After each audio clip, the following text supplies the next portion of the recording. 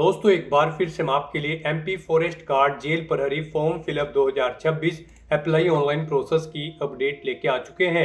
किस तरह से आप forest guard, field guard, jail प्रहरी, असिस्टेंट जेल सुपरिंटेंडेंट के 1679 खाली पदों के लिए अपने फॉर्म अप्लाई कर सकते हो। स्टेप बाय स्टेप कंप्लीट जानकारी आपको इस वीडियो में दी जाएगी। लास्ट डेट की अपडेट है, अंतिम मौका है, केवल आपके पास 3 ही दिन शेष रह गए हैं, तो आप जल्द से जल्द अपना फॉर्म अप्लाई कर ले, कहीं मौका हाथ से छूट न जाए। आप अंतिम समय का वेट न करें, आखिरी समय में कोई भी टेक्निकल प्रॉब्लम हो सकती है, तो यहाँ पर आप अंतिम समय से पहले ही अपना फॉर्म अप्लाई कर ले। आखिरी समय में फॉर्म भरते समय अगर आपके सामने कोई भी टेक्निकल प्रॉब्लम आ रही है तो उसका हल भी आपको इस वीडियो में मिल जाएगा। फॉर्म अप्लाई करते समय आपको कोई भी ऐसी गलती या फिर मिस्टेक नहीं करनी होगी जिसको करने से आपका फॉर्म भी रिजेक्ट हो सकता है। ऑनलाइन आवेदन करते समय आपको सभी जनरल गाइडलाइंस को रीड आउट कर लेना होगा, तभी आपका फॉर्म भी सक्सेसफुली सबमिट हो पाएगा।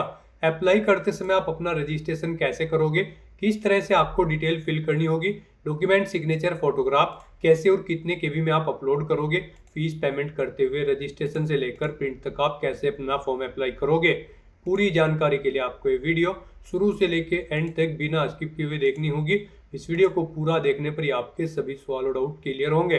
तो चलिए दोस्तों, बिना कोई वक्त कमाए शुरू करते हैं एमपी फॉरेस्ट गार्ड जेल प्रहरी फॉर्म फिलअप की पूरी जानकारी। फॉर्म भरने से पहले आपको सबसे पहले हमारी वेबसाइट IND सरकारी नौकरी के इस पेज पर विजिट करना होगा, जिसका लिंक आपको नीचे description plus first comment box में मिल जाएगा। और हमारे इस पेज पर विजिट करके आप यहां से एमपी फॉरेस्ट गार्ड जेल प्रहरी का फॉर्म अप्लाई कर सकते हो। Madhya Pradesh employ selection board की ओर से फॉरेस्ट डिपार्टमेंट में फॉरेस्ट गार्ड, फील्ड गार्ड की पोस्ट निकली हुई है। प्रिजन डिपार्टमेंट में जेल प्रहरी, असिस्टेंट जेल सुपरिंटेंडेंट की पोस्ट निकली हुई है।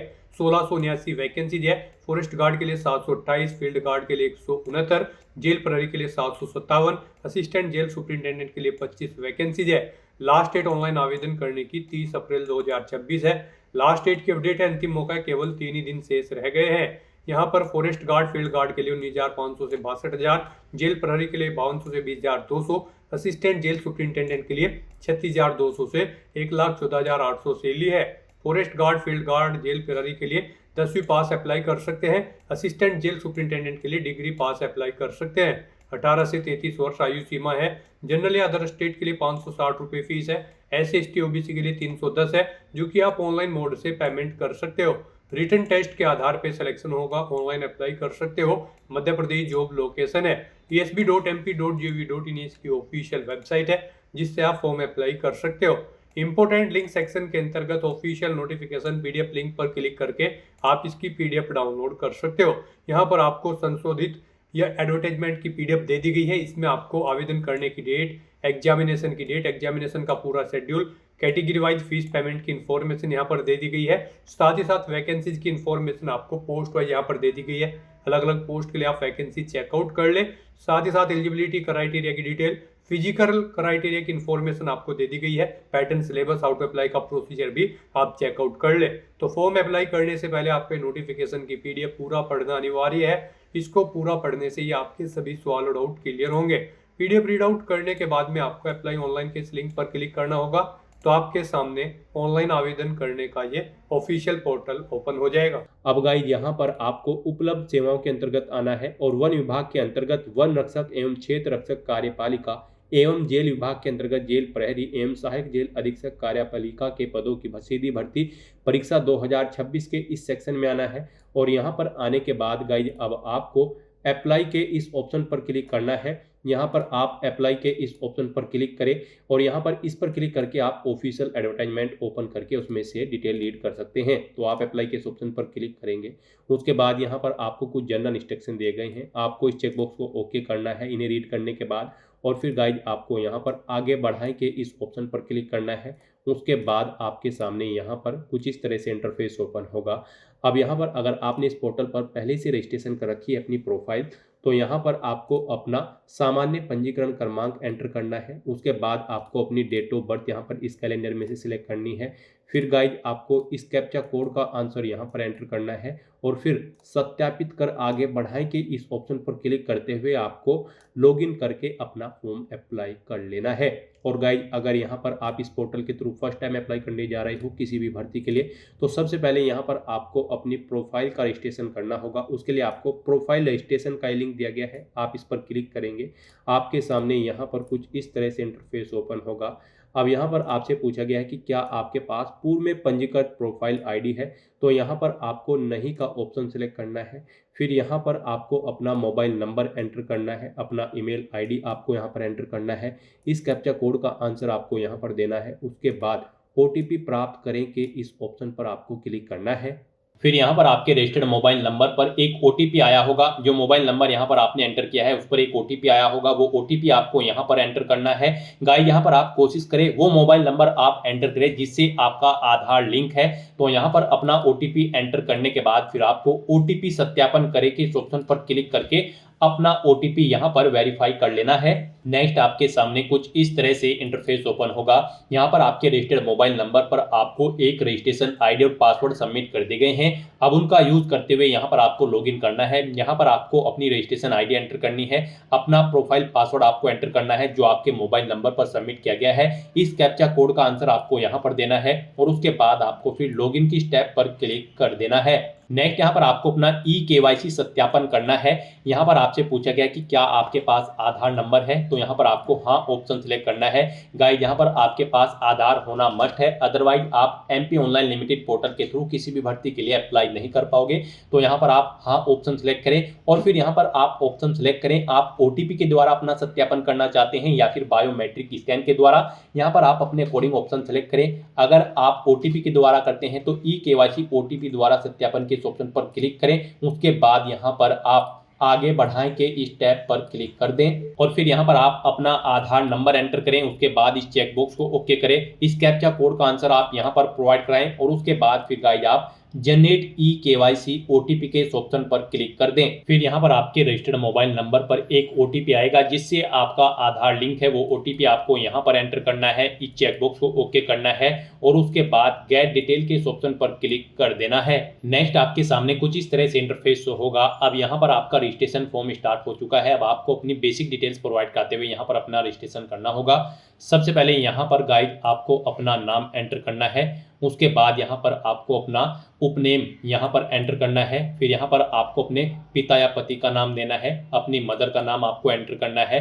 फिर यहाँ पर आपको अपनी 10वीं क्लास के अकॉर्डिंग अपनी डेट ऑफ बर्थ यहाँ पर सेलेक्ट कर लेनी है। 10वीं क्लास में जो आपकी जन्म तिथि दर्ज है उसके अकॉर्डिंग आपको अपनी डेट ऑफ बर्थ यहाँ पर सेलेक्ट करनी है। फिर आपसे पूछा गया कि क्या आप मध्य प्रदेश के मूल निवासी हैं, अगर हैं तो आप हाँ करेंगे, नहीं तो नहीं करेंगे। उसके बाद यहाँ पर आपको अपना जेंडर सेलेक्ट करना है, आप मेल हो या फिर फीमेल।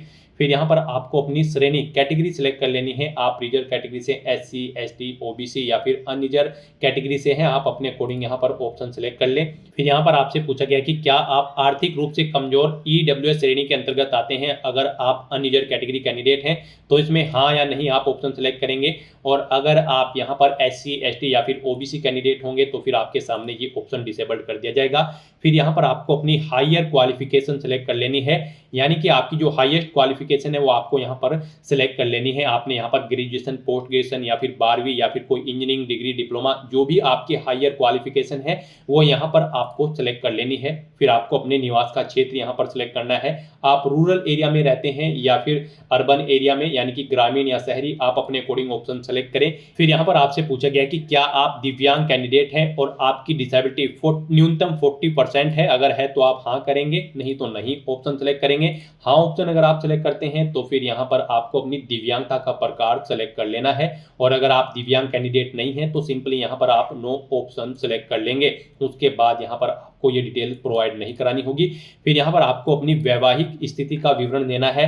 यहाँ पर आपसे पूछा गया कि क्या आप विवाहित हैं, अगर हैं तो आप हाँ करेंगे और यहाँ पर फिर आपको अपनी विवाह की तिथि सेलेक्ट करनी होगी और अगर नहीं है आप विवाहित तो आप नहीं ऑप्शन सेलेक्ट कर लेंगे। अगर आप विवाहित हैं तो यहाँ पर आपको फिर अपने जीवित बच्चों की संख्या देनी है, अंतिम बच्चे की जन्म तिथि यहाँ पर आपको सेलेक्ट करनी है। अंतिम बच्चा जुड़वा है तो आप हाँ करेंगे, नहीं तो नो ऑप्शन सेलेक्ट करेंगे। इस तरह से यहाँ पर आपको अपनी डिटेल देने के बाद फिर आपको अपनी एड्रेस की डिटेल यहाँ पर प्रोवाइड करनी है। यहाँ पर सबसे पहले आपको अपना मकान नंबर एंटर करना है, गली मोहल्ला गांव क्षेत्र कॉलोनी शहर या तहसील एंटर करनी है, अपना स्टेट आपको सेलेक्ट करना है, इसके अकॉर्डिंग आपको डिस्ट्रिक्ट यहाँ पर सेलेक्ट कर लेना है, फिर यहाँ पर आपको अपना पिन कोड एंटर कर देना है। इस तरह से यहाँ पर आपको अपने एड्रेस की डिटेल प्रोवाइड करनी है। फिर यहाँ पर आपको आपका मोबाइल नंबर और ईमेल आईडी ऑटोमेटिकली फिर मिलेगी जो आपने रजिस्ट्रेशन आईडी क्रिएट करते हुए प्रोवाइड कराई थी। अब यहाँ पर आपको आपकी बॉडी पर कोई कट या तिल का निशान है तो उस पैलेस का नाम यहाँ पर देना है। फिर आप परीक्षा में जब पार्टिसिपेट करेंगे उस समय अपना कौन सा फोटो पहचान पत्र शो करेंगे वो यहाँ पर आपको सेलेक्ट कर लेना है, आधार कार्ड, पैन कार्ड या फिर ड्राइविंग लाइसेंस, उसका नंबर यहाँ पर आपको एंटर करना है। आपका आधार कार्ड नंबर आपको ऑटोमेटिकली यहाँ पर फिर मिलेगा। फिर आपको घोषणा पत्र में इस चेकबॉक्स को ओके करना है और उसके बाद गाइज आपको पंजीकृत करें कि इस ऑप्शन पर क्लिक कर देना है। नेक्स्ट यहाँ पर आपको अपना लाइव फोटो कैप्चर करना है, अपने सिग्नेचर अपलोड करने हैं, अपना handwritten declaration document upload करना है, अपनी जन्म तिथि का प्रमाण पत्र यहाँ पर आपको अपलोड करना है, अपना कास्ट सर्टिफिकेट यहाँ पर आपको अपलोड करना है अगर आप रिजर्व कैटेगरी से बिलोंग करते हैं। दिव्यांग कैंडिडेट हो तो आपको यहाँ पर दिव्यांगता का प्रमाण पत्र अपलोड करना होगा। इनके लिए आपको गाइडलाइन दी गई है, इन्हें ध्यान में रखते हुए आपको अपने डॉक्यूमेंट्स को आपको अपलोड करना है। यहाँ पर गाइड जब आप अपना लाइव फोटो कैप्चर करेंगे तो उस पैलेस पर प्रॉपर वे में लाइट होनी चाहिए और आपका सिंपल प्लेन बैकग्राउंड होना चाहिए जब आप अपना लाइव फोटो कैप्चर करेंगे। यहाँ पर जब आप अपना फोटो कैप्चर करेंगे तो आपको अपने चेहरे पर कोई मास्क नहीं लगाना है, चेहरे पर कोई चश्मा वगैरह नहीं लगाना है, कानों में ईयरफोन्स या ब्लूटूथ आपको नहीं लगाने हैं, सीधा फॉरवर्ड आपको कैमरे की तरफ देखना है और अपना लाइव फोटो कैप्चर कर लेना है। यहाँ पर आपको ये कुछ इंस्ट्रक्शन दी गई हैं आपके इन डॉक्यूमेंट्स को अपलोड करने के लिए, आपको इन्हें रीड करना है और उसके बाद अपने डॉक्यूमेंट्स यहाँ पर आपको अपलोड करने हैं। जब यहाँ पर आप अपना लाइव फोटो कैप्चर करेंगे तो यहाँ पर आपके पास इसे कैप्चर करने के लिए दो ऑप्शन हैं। आप यहाँ पर वेब कैमरा के थ्रू अपना फोटो कैप्चर कर सकते हैं या फिर क्यूआर कोड को स्कैन करते हुए अपने मोबाइल फोन से भी आप अपना फोटो कैप्चर कर सकते हैं। यहाँ पर वेब कैमरा के थ्रू जब आप अपना फोटो कैप्चर करेंगे तो आप फोटो कैप्चर के इस ऑप्शन पर क्लिक करेंगे और अपने वेब कैमरा के थ्रू यहाँ पर आप अपना लाइव फोटो कैप्चर कर लेंगे। अगर क्यूआर कोड के थ्रू अपना फोटो कैप्चर करना चाहते हैं तो आप जनरेट क्यूआर के इस ऑप्शन पर क्लिक करें। ये क्यूआर कोड आप अपने मोबाइल फोन से स्कैन करें, जो भी आपके मोबाइल फोन में क्यूआर कोड रीड करने की एप्लीकेशन होगी उसके थ्रू आप इसे स्कैन करें और अपना लाइव फोटो यहाँ पर कैप्चर कर लें। उसके बाद गाइड यहाँ पर आपको इस चेकबॉक्स को ओके करना है कि मुझे अपना फोटो हस्ताक्षर उचित स्थान पर सही और स्पष्ट दिखाई दे रहा है। फिर यहाँ पर आपको अपने सिग्नेचर अपलोड करने हैं। सिग्नेचर अपलोड करने के लिए भी आपको ब्राउज के ऑप्शन पर क्लिक करना है, फाइल को सेलेक्ट कर लेना है और अपने सिग्नेचर यहाँ पर आपको अपलोड कर देने हैं। उसके बाद आपको अपना handwritten declaration document upload करना है। उसके लिए भी यहाँ पर आपको ब्राउज के ऑप्शन पर क्लिक करना है, फाइल को सेलेक्ट कर लेना है और अपना handwritten text declaration document यहाँ पर आपको अपलोड कर देना है। उसके बाद आपको इन चेकबॉक्सेस को ओके कर देना है कि आपको आपके हस्ताक्षर और हस्तलिखित टेक्स्ट उचित स्थान पर सही और स्पष्ट दिखाई दे रहे हैं। और उसके बाद फिर गाइड यहाँ पर आपको upload photo signature handwritten text के इस टैब पर क्लिक करते हुए अपने इन तीनों डॉक्यूमेंट्स को यहाँ पर अपलोड कर देना है। उसके बाद फिर यहाँ पर आपको अपनी जन्म तिथि का प्रमाण पत्र अपलोड करना है। इसमें आप अपनी 8वीं या फिर 10वीं या फिर 12वीं का सर्टिफिकेट या फिर रिजल्ट अपलोड कर सकते हैं। यहाँ पर इनकी विड्थ डॉक्यूमेंट के आपके 700 पिक्सल से 800 पिक्सल के बीच में होनी चाहिए, हाइट 400 पिक्सल से 950 पिक्सल के बीच में होनी चाहिए और ये तीनों डॉक्यूमेंट आपके जेपीजी फॉर्मेट में होने चाहिए। तो इन डॉक्यूमेंट्स को भी अपलोड करने के लिए आपको चूज फाइल के ऑप्शन पर क्लिक करना है, फाइल को सिलेक्ट कर लेना है और upload birth certificate, upload caste certificate, upload handicap certificate के ऑप्शन पर क्लिक करते हुए अपने इन तीनों डॉक्यूमेंट्स को भी यहाँ पर आपको अपलोड कर देना है। और फिर गाइस यहाँ पर आपको सबमिट डिटेल के ऑप्शन पर क्लिक कर देना है। फिर यहाँ पर आपको आपके रजिस्ट्रेशन का पूरा प्रीव्यू शो कर दिया गया है। आपको सभी डिटेल्स केयरफुली चेकआउट करनी है, पेज को नीचे स्क्रॉल डाउन करना है और उसके बाद आपको प्रिंट प्रोफाइल रिसिप्ट के इस ऑप्शन पर क्लिक करके अपनी प्रोफाइल का एक हार्ड कॉपी रिसिप्ट ले लेना है फ्यूचर यूज के लिए। अपना प्रोफाइल रजिस्ट्रेशन कंप्लीट करने के बाद आपको दोबारा से हमारी वेबसाइट के इस पेज पर आना है और यहाँ पर आपको इंपोर्टेंट लिंक सेक्शन में अप्लाई ऑनलाइन के इस लिंक पर फिर से क्लिक करना है। उसके बाद आपके सामने मध्य प्रदेश कर्मचारी चयन मंडल का यही पोर्टल ओपन होगा। अब गाइस यहाँ पर आपको वन विभाग के अंतर्गत वन रक्षक एवं क्षेत्र रक्षक कार्यपालिका एवं जेल विभाग के अंतर्गत जेल प्रहरी एवं सहायक जेल अधीक्षक कार्यपालिका के पदों की सीधी भर्ती परीक्षा 2026 के इस सेक्शन में आना है और यहाँ पर अब आपको अप्लाई के इस ऑप्शन पर क्लिक करना है। आप अप्लाई के इस ऑप्शन पर क्लिक करें, उसके बाद आपके सामने कुछ इस तरह से इंटरफेस ओपन होगा। अब यहाँ पर आपको इस चेकबॉक्स को ओके करना है, आगे बढ़ाएं के ऑप्शन पर क्लिक करना है, फिर आपको यहाँ पर अपना सामान्य पंजीकरण क्रमांक आपको एंटर करना है जो आपको प्रोफाइल रजिस्ट्रेशन के बाद प्राप्त हुआ है। वो सामान्य पंजीकरण क्रमांक आप यहाँ पर एंटर करें। उसके बाद आप अपनी डेट ऑफ बर्थ यहाँ पर सेलेक्ट करें। इस कैप्चा कोड का आंसर आप यहाँ पर प्रोवाइड कराएं और उसके बाद सत्यापित कर आगे बढ़ाएं के इस ऑप्शन पर क्लिक कर दें। फिर यहाँ पर आपने प्रोफाइल रजिस्ट्रेशन के टाइम जो अपनी डिटेल प्रोवाइड कराई थी उसका प्रीव्यू आपको शो कर दिया गया है। आपको सभी डिटेल्स केयरफुली चेकआउट करनी है। इस पेज को नीचे स्क्रॉल डाउन करना है और उसके बाद आगे बढ़ाएं के इस ऑप्शन पर क्लिक करना है। नेक्स्ट आपके सामने कुछ इस तरह से इंटरफेस ओपन होगा। यहाँ पर आपका फॉर्म स्टार्ट हो चुका है। कुछ डिटेल यहाँ पर आपको आपकी ऊपर ऑटोमेटिकली फिर मिलेगी जो आपने प्रोफाइल रजिस्ट्रेशन करते समय प्रोवाइड कराई थी। बस यहाँ पर अब आपको इस पेज को नीचे स्क्रॉल डाउन करते हुए कॉलम नंबर 31 पर आना है और यहाँ पर आपको अपनी क्लास सेलेक्ट करनी है। आप भूतपूर्व सैनिक हैं, होम गार्ड हैं या फिर आपका कोई वर्ग नहीं है या फिर आप संविदा कर्मी हैं, आप अपने अकॉर्डिंग ऑप्शन सेलेक्ट करेंगे। उसके बाद अगर आपको आयु में छूट चाहिए तो आपके पास इनमें से कोई एक ऑप्शन होना जरूरी है। जैसे कि अगर आप भूतपूर्व सैनिक हैं या तो आपको सेवा की गई अवधि माह में एंटर करनी होगी। क्या आप शासकीय निगम मंडल स्वशासी संस्था के कर्मचारी हैं? अगर है तो आप हाँ करेंगे। फिर यहाँ पर आपको आयु सीमा में छूट दी जाएगी, नहीं है तो नो ऑप्शन आप सिलेक्ट करेंगे। आप विक्रम पुरस्कार से सम्मानित खिलाड़ी हैं? अगर है तो हाँ करें, नहीं तो नो ऑप्शन सिलेक्ट करें। यहाँ पर क्या आप मध्य प्रदेश शासन के अधीन छटनी सुधा कर्मचारी हैं? अगर है तो हाँ करेंगे, नहीं तो नो ऑप्शन सिलेक्ट कर लेंगे। यदि हाँ तो आप की गई सेवा की अवधि यहाँ पर माह में एंटर करेंगे। कितने माह की आपको यहाँ पर सेवा आपने की है। क्या आप विधवा या फिर परित्यक्ता तलाकशुदा है? अगर है तो हाँ करेंगे, नहीं तो नहीं ऑप्शन आप सिलेक्ट करेंगे। क्या नियम पुस्तिका के अनुसार आप राष्ट्रीय या फिर अंतर्राष्ट्रीय उत्कर्ष खिलाड़ी हैं? अगर हैं तो हाँ करेंगे और नहीं है तो आप नहीं ऑप्शन सिलेक्ट कर लेंगे। हाँ ऑप्शन अगर आप सिलेक्ट करते हैं तो खेल का प्रकार यहाँ पर आपको सिलेक्ट करना होगा। उसके बाद आपसे पूछा गया है कि क्या आप शासकीय सेवा में नियुक्ति के लिए नीचे दी गई विभिन्न वर्गों में सम्मिलित हैं एवं पुस्तिका के अनुसार इस वर्ग के लिए विशेष लाभ आयु में 55 वर्ष तक छूट एवं बोनस आप लेना चाहते हैं। अगर चाहते हैं तो आप हाँ करेंगे, नहीं तो नो ऑप्शन आप यहाँ पर सिलेक्ट कर लेंगे। हाँ अगर ऑप्शन आप सिलेक्ट करते हैं तो इनमें से आपको कोई एक ऑप्शन सिलेक्ट करना होगा, तब जाकर यहाँ पर आपको आयु सीमा में छूट दी जाएगी।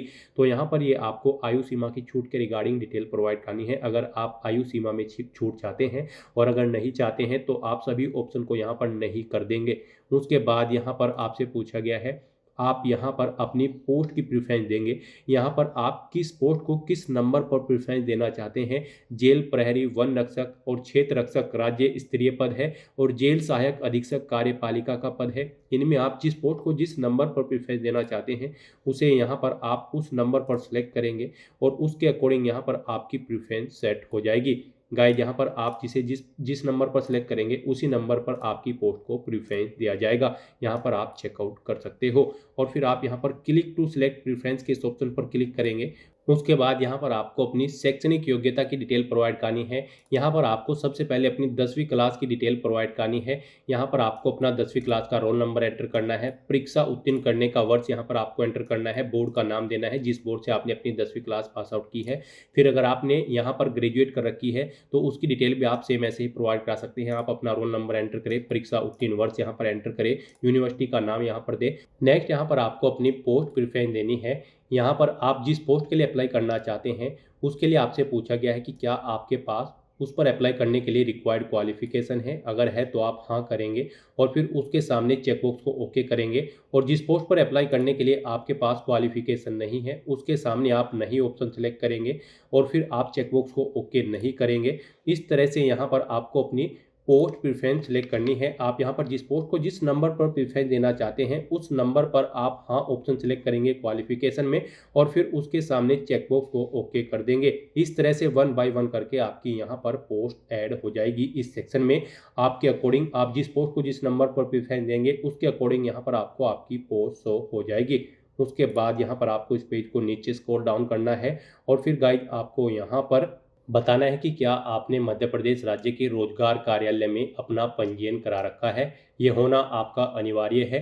तो यहाँ पर आपको हाँ ऑप्शन सेलेक्ट करना है। उसके बाद आपको अपना पंजीयन क्रमांक एंटर करना है, डेट एंटर करनी है, किस डेट को आपने पंजीयन कराया है, रोजगार पंजीयन जिले का नाम आपको सेलेक्ट कर लेना है। फिर यहाँ पर आपसे पूछा गया है कि क्या आपने नियम पुस्तिका के अध्याय 1 के बिंदु 1.72 के अनुसार दी गई न्यूनतम शारीरिक अर्हता आप रखते हैं तो यहाँ पर आप ऑफिशियल नोटिफिकेशन ओपन करेंगे और इसमें आप चेकआउट करेंगे। पुरुषों के लिए हाइट 163 सेंटीमीटर होनी चाहिए, सीना उनका 79 सेंटीमीटर होने चाहिए यानी कि छाती, और 5 सेंटीमीटर का अंतर होना चाहिए यहाँ पर फुलाने के बाद। महिला के लिए हाइट 150 सेंटीमीटर है, चेस्ट रिक्वायर्ड नहीं है, तो आपके पास ये शारीरिक अर्हता होनी चाहिए। तो यहाँ पर आपको हाँ ऑप्शन सेलेक्ट करना है कि आपके पास ये शारीरिक अर्हता है। फिर यहाँ पर आपको पूछा गया कि क्या आपके पास न्यूनतम शैक्षणिक अर्हता भी है। जिन पोस्ट के लिए आप अप्लाई कर रहे हैं उन पर अप्लाई करने के लिए आपके पास रिक्वायर्ड क्वालिफिकेशन है, यहाँ पर भी आपको हाँ ऑप्शन सेलेक्ट करना है। फिर आपसे पूछा गया कि क्या आपके पास समग्र ID क्रमांक है, अगर है तो आप हाँ करेंगे, नहीं तो नहीं ऑप्शन सेलेक्ट करेंगे। हाँ ऑप्शन अगर आप सेलेक्ट करते हैं तो फिर समग्र क्रमांक यहाँ पर आप एंटर कर देंगे। उसके बाद यहाँ पर आपको अपनी एग्जाम सिटी सेलेक्ट कर लेनी है। यहाँ पर आपको 12th चॉइस प्रोवाइड कराई गई है। आप अपनी चॉइस के अकॉर्डिंग जिस एग्जाम सिटी को जिस नंबर पर प्रेफरेंस देना चाहते हैं उस नंबर पर आप अपनी एग्जाम सिटी सेलेक्ट करेंगे। उसके बाद यहाँ पर आपको इस पेज को नीचे स्क्रॉल डाउन करना है और घोषणा पत्र में आकर आपको इन डिटेल्स को रीड आउट करते हुए इस चेकबॉक्स को ओके करना है और उसके बाद गाइड आगे बढ़ाएं के इस ऑप्शन पर क्लिक करना है। नेक्स्ट यहाँ पर आपको अपने एजुकेशनल सर्टिफिकेट अपलोड करने हैं। गाइड यहाँ पर आप अपनी ग्रेजुएशन का सर्टिफिकेट अपलोड करेंगे या फिर डिग्री अपलोड करेंगे। उसकी विड्थ यहाँ पर 700 पिक्सल से 800 पिक्सल के बीच में होनी चाहिए। हाइट आपके डॉक्यूमेंट की 400 पिक्सल से 950 पिक्सल के बीच में होनी चाहिए। ये JPG फॉर्मेट में होना चाहिए और 150 KB से कम इसका साइज होना चाहिए। तो यहाँ पर आपको अपनी ग्रेजुएशन का सर्टिफिकेट अपलोड करने के लिए चूज फाइल के ऑप्शन पर क्लिक करना है, फाइल को सिलेक्ट कर लेना है और अपलोड एजुकेशनल सर्टिफिकेट के इस ऑप्शन पर क्लिक करते हुए आपको अपनी ग्रेजुएशन का सर्टिफिकेट या फिर डिग्री अपलोड कर देनी है। इस तरह से अपने डॉक्यूमेंट अपलोड करने के बाद फिर आपको यहाँ पर सबमिट डिटेल के इस ऑप्शन पर क्लिक करना है। नेक्स्ट यहाँ पर आपको आपके एप्लीकेशन फॉर्म का पूरा प्रीव्यू शो कर दिया गया है। आपको सभी डिटेल्स केयरफुली चेकआउट करनी है। इस पेज को नीचे स्क्रॉल डाउन करना है और उसके बाद आपको प्रिंट के इस ऑप्शन पर क्लिक करके अपने एप्लीकेशन फॉर्म का एक हार्ड कॉपी या फिर सॉफ्ट कॉपी प्रिंट आउट ले लेना है और उसके बाद गाइस फिर आपको यहाँ पर प्रोसीड टू पेमेंट के इस टैब पर क्लिक करना है। फिर यहाँ पर आपको फीस पेमेंट के इंटरफेस पर डायरेक्ट कर दिया जाएगा। अब गाइज आप यहाँ पर net banking, debit card, credit card या फिर UPI के माध्यम से अपना फीस पेमेंट कर सकते हो। यहाँ पर आपके लिए सबसे बेस्ट और ईजी ऑप्शन UPI का रहेगा। आप UPI के इस ऑप्शन पर क्लिक करेंगे। उसके बाद यहाँ पर आपके पास दो ऑप्शन है, आप पेटीएम या फिर पे GOV India NDML for government of India, इस ऑप्शन के थ्रू अपना फीस पेमेंट कर सकते हैं। इनमें भी आपके लिए पेटीएम बेस्ट रहेगा। आप पेटीएम के इस ऑप्शन पर क्लिक करेंगे, फिर आपके सामने कुछ इस तरह से इंटरफेस ओपन होगा। अब गाइज यहाँ पर आपको आपकी कैटेगरी के अकॉर्डिंग एप्लीकेशन फीस का अमाउंट देखने को मिल जाएगा।